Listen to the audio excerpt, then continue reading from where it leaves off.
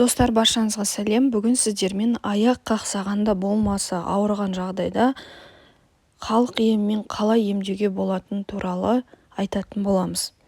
Маған подписка жасап, лайк қоюды ұмытпаңыздар. Ең бірінші әдіс жұмыртқа мен сүт.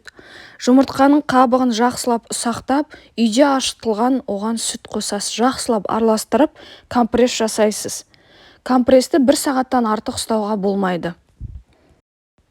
Екінші әдіс фольга. Фольга да өз кезегінде тізенің ауруына ем болатын қасиетке ие. Ол үшін түнде ұйқының алдында тізеңізді фольгамен ораңыз. Сыртынан жылы орап, таңға дейін жатасыз. Осы әдіспен ерінбей 3-4 күн жасасаңыз, тізеңіздің ауырғаны басылады.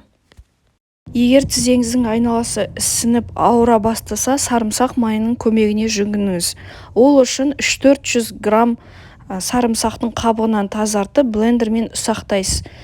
Үгіндіге 1 литрлік шыны банкіге салып, үстіне өсімдік майын құясыз.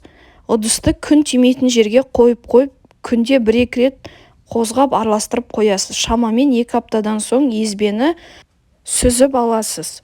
Дайын болған сарымсақ майын тізеңіздің айналасына сіңдіріп жағыңыз. Тіпті аяғыңызды ауыртатын тұстарына жағуға да болады. Жаққан жеріңіздің үстінен пленкамен орап, оның сыртынан жылы орамалмен байлау керек.